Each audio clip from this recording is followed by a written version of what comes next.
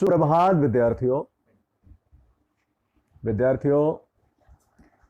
हिंदी अध्ययनशाला में आप लोगों का स्वागत है। आइए अभी हिंदी विषय में हिंदी व्याकरण का अध्ययन करें।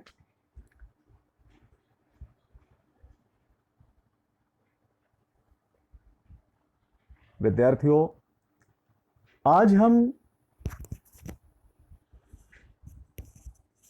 हिंदी व्याकरण से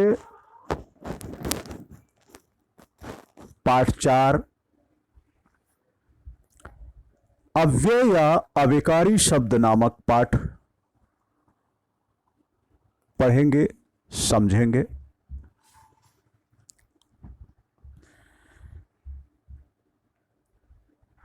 पाठ को पढ़ने से पहले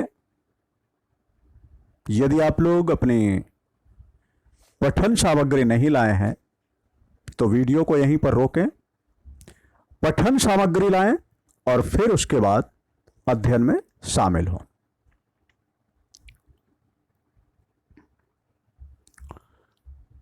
विद्यार्थियों, आज हम पाठांक पृष्ठ संख्या 27, 28 व 29 का पठन पाठन करेंगे। तो अभी पाठांक पृष्ठ संख्या 27 खोलें और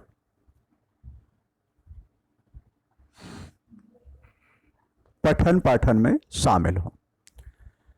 पाठांक पृष्ठ संख्या 27, पाठ 4 अव्यय या अविकारी शब्द, क्रिया विशेषण। परिभाषा: जिन शब्दों का रूप लिंग, वचन, कारक आदि के कारण परिवर्तित नहीं होता है उन्हें अव्यय या अविकारी शब्द कहते हैं। स्थूल शब्द जो हर स्थिति में एक जैसे रहते हैं अविकारी होते हैं। उदाहरण: आज, के साथ, और, एक आदि। वाक्य संख्या 1, वह आज मेरठ जाएगा। वाक्य संख्या 2, नेहा के साथ सुनीता जा रही थी। वाक्य संख्या 3, मैं और नवीन दुकान जाएंगे। वाक्य संख्या 4, सभी भारतीय एक हैं। अव्यय या अविकारी शब्दों के निम्नलिखित 4 भेद होते हैं। पहला, क्रिया विशेषण। दूसरा, संबंध बोधक।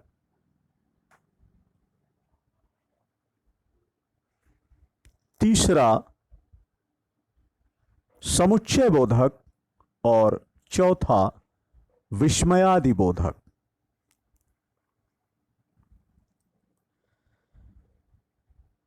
पहला नंबर, क्रिया विशेषण। जो शब्द क्रिया की विशेषता प्रकट करते हैं उन्हें क्रिया विशेषण कहते हैं। उदाहरण: अचानक, अवश्य, थोड़ी थोड़ी, सुबह शाम आदि। वाक्य संख्या 1, अचानक सामने गाड़ी आ गई। वाक्य संख्या 2, रविवार को नेहा अवश्य आएगी।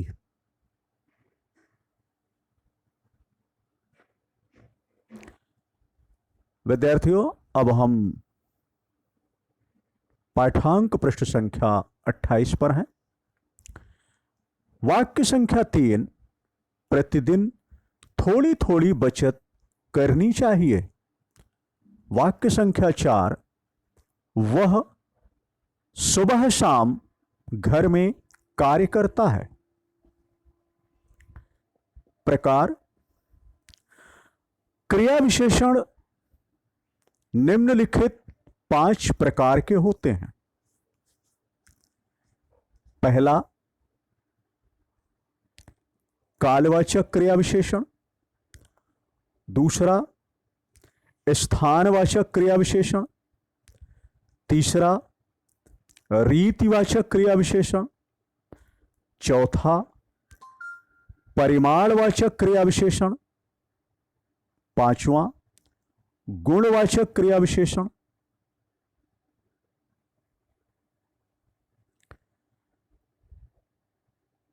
पहला, कालवाचक क्रिया विशेषण। वे शब्द जो क्रिया के होने वाले समय की विशेषता का संकेत करें, उन्हें कालवाचक क्रिया विशेषण कहते हैं। जैसे दिन रात, हर रोज, जब जब, प्रतिदिन, दोपहर, कभी कभी, अब कब, कल तक, तुरंत, बार बार, निरंतर, रात भर, परसों, सदा, दिन भर, नित्य, हमेशा, तत्काल आदि। उदाहरण, कल आना। दूसरा उदाहरण, वह फिर कभी आएगा। तीसरा उदाहरण, वे अपने साथियों के साथ सदा खेलते हैं। चौथा उदाहरण, वह दिन भर खेलता रहता है। पांचवा उदाहरण, रविंद्र ने कल कक्षा में राष्ट्रगान सुनाया।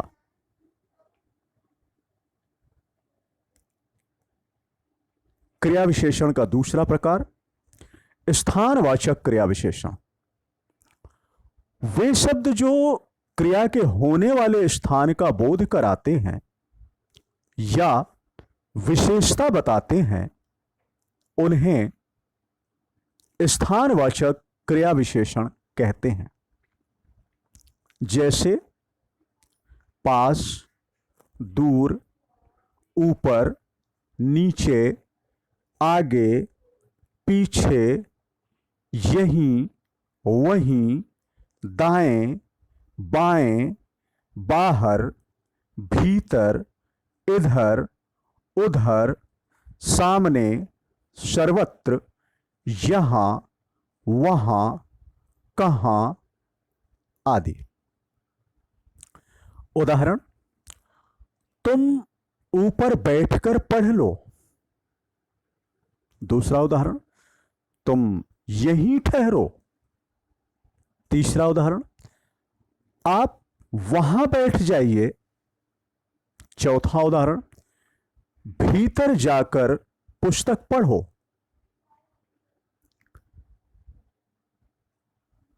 क्रिया विशेषण का तीसरा प्रकार, रीतिवाचक क्रिया विशेषण। वे शब्द जो क्रिया के होने की रीति का बोध कराते हैं या विशेषता बताते हैं, उन्हें रीतिवाचक क्रिया विशेषण कहते हैं।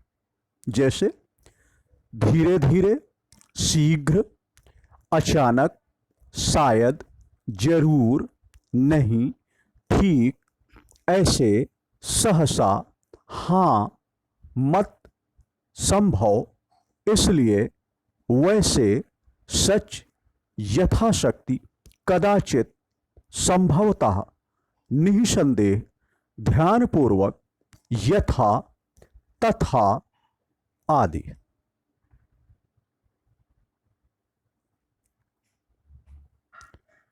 विद्यार्थियों, अब हम पाठ्यांक पृष्ठ संख्या 29 पर पहुंच गए हैं।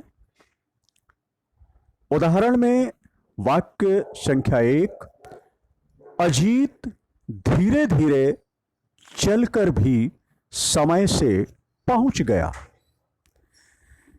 वाक्य संख्या 2, स्नेहा ध्यानपूर्वक हमारी बातें सुनती है। वाक्य संख्या 3, संभवतः सुरेश यह प्रश्न हल कर सकता है।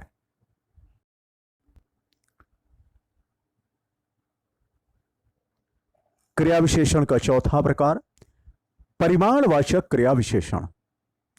वे शब्द जो क्रिया के होने के परिमाण का बोध कराते हैं या विशेषता बताते हैं, उन्हें परिमाणवाचक क्रिया विशेषण कहते हैं। जैसे अधिक, थोड़ा, केवल, कुछ, बस, इतना, उतना, जरा, प्रायः, एक बार, बहुत, कम, तनिक, अतिशय, कितना, जितना, अति, निरा, निपट, अत्यंत, लगभग, काफी, केवल। उदाहरण, वाक्य संख्या 1, हमें थोड़ा शारीरिक श्रम भी करना चाहिए, वह बहुत थक गया है। वाक्य नंबर 3, वह कम बोलता है। क्रिया विशेषण का 5वां प्रकार, गुणवाचक क्रिया विशेषण। वे शब्द जो क्रिया के होने के गुण का बोध कराते हैं या विशेषता बताते हैं, उन्हें गुणवाचक क्रिया विशेषण कहते हैं। जैसे तेज, मीठा। उदाहरण, वाक्य संख्या 1, मुकेश तेज दौड़ता है। वाक्य संख्या 2, मैना मीठा बोलती है। इसके बाद रचना की दृष्टि से क्रिया विशेषण के भेद। रचना की दृष्टि से क्रिया विशेषण 2 प्रकार के होते हैं। पहला मूल क्रिया विशेषण, दूसरा यौगिक क्रिया विशेषण। मूल क्रिया विशेषण वे क्रिया विशेषण शब्द जो दूसरे शब्दों के मेल से नहीं बनते बल्कि अपने मूल रूप में ही प्रयोग होते हैं, उन्हें मूल क्रिया विशेषण कहते हैं। उदाहरण, पीछे, सदा, जरा, जल्दी, हमेशा, अब, कब, कहां, अचानक, ठीक, दूर, जब, भी, तो, फिर, प्रायः, पास, भीतर, बाहर, अवश्य, जरूर, नहीं, मत, बराबर आदि। दूसरा यौगिक क्रिया विशेषण वे क्रिया विशेषण शब्द जो प्रत्यय तथा विभिन्न व्याकरणिक शब्दों के मेल से बनते हैं, उन्हें यौगिक क्रिया विशेषण कहते हैं।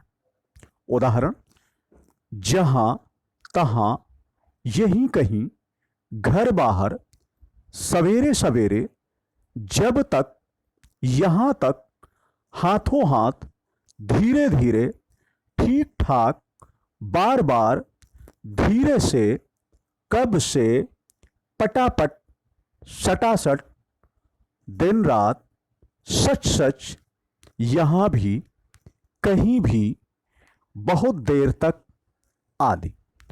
ये यौगिक क्रिया विशेषण है।